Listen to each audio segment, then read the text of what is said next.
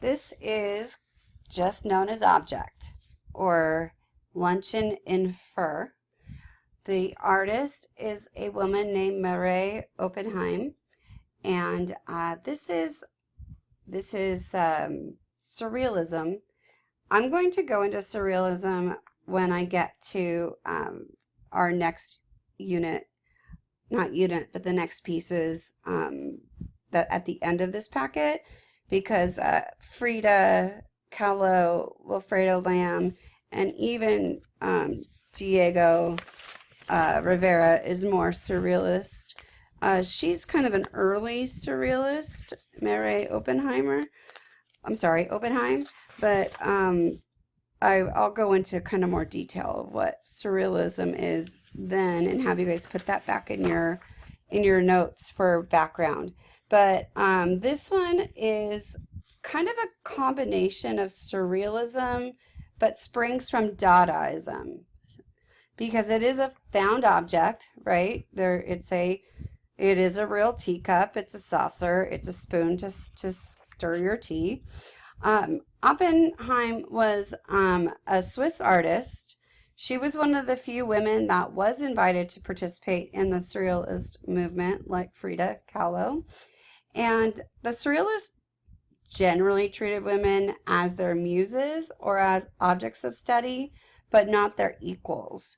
And that's true of Oppenheim, and even to a little lesser extent, Frida. But this piece is really kind of, there's so many opinions I could say, but I want you guys to have your own opinion of it. So it's supposed to be, the way that this piece came about was Mary Oppenheim was having lunch with Picasso, and basically she was wearing a beautiful bracelet that was covered in fur. And so Picasso said, well, in a response to her bracelet, anything can look good in fur. And so Oppenheim was like, anything? Even this cup and saucer? And it was almost like a challenge to create this. So it's an interesting piece because it is like Picasso basically claims to have given Oppenheim the idea for this sculpture.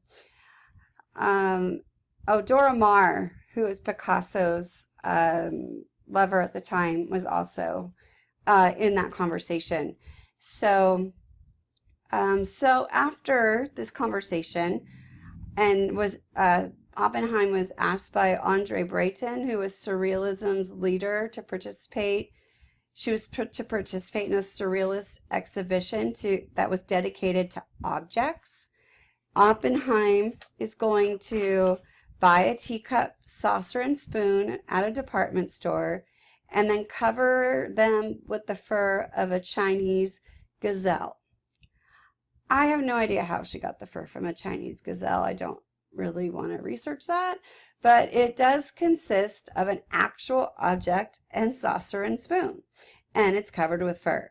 And it is linked to this piece, which I've shown you before, with Picasso's direct gaze from his La Demoiselle d'Avignon. You could see how they all played off, and building off of all of these pieces we've been learning about. But this is Luncheon in the Grass and her direct view, and it's building off of it because I know it's hard to look at this and think that this is a sexual object, but that is the somewhat intent.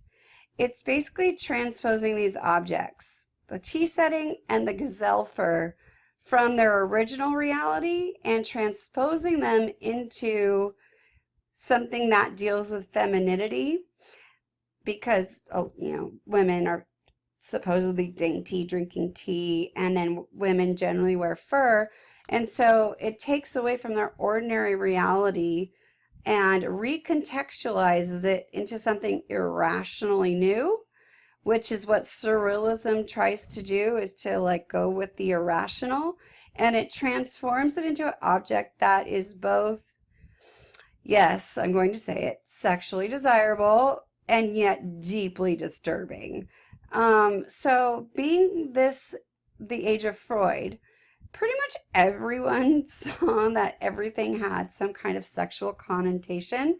And so the sexual interpretation is kind of inescapable. The spoon is considered a phallic object, whereas the cup is considered a vaginal object, and the fur is supposed to be linked to pubic hair. I can't believe I'm doing a screencast on this. Okay, so Oppenheim also asserted that every person is both male and female. Interesting thought for the 1930s. And she made many works that is said to represent that principle. She's ahead of her time. So this was exhibited in the first Surrealism exhibition dedicated to objects. By the way, Mary Oppenheim was really young, like 23 when she did this, and she got so much attention for it that she kind of lost her, I think she peaked too early, I guess you could say. She didn't build on her fame. Like, this is really the main art piece she's known for. But anyway, Oppenheim actually titled it Object, but Andre Breton, the founder of Surrealism, gave it the title Luncheon in Fur to make it more sexualized. So it became really the talking point of the show.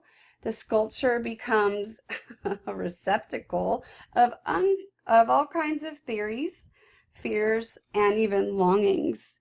So it's at it's at MoMA, and of course I had to see it because I was trying to, try to get some good images that show the texture of it.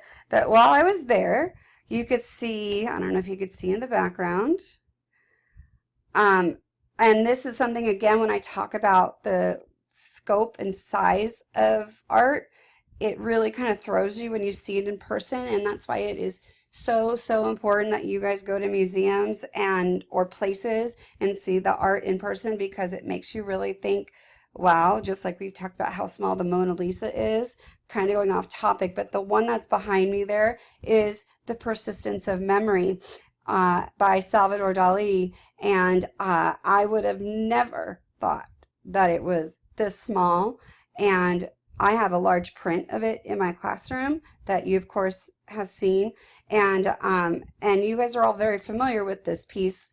There's so many reproductions and different types of where they make jokes on this piece, and then to see it in person and it's so small, I was pretty surprised. Anyway, getting back to this piece, it is in an encased glass. The spoon is separate from the saucer, but I took some pretty good close-ups on this one, trying to get it from the top, just so you could kind of see the texture of how it is here. And then the spoon has some weird texture on it. And then I got an even closer look of both objects here. I'm sorry, both of the object here. And then anyway, so that's it. It's an assemblage, and I really think it's a commentary on a woman working in a male-dominated art world. And then it's also a commentary on sometimes people see sex in any object that they want to. So this could have just been a fur-covered object, but they made it sexual. So anyway, that's Murray Oppenheimer. I'm sorry, Oppenheim. I keep saying her name wrong because I always say Oppenheimer because of the atomic bomb. I'm probably gonna have to redo this screencast for next year, but for this year, enjoy.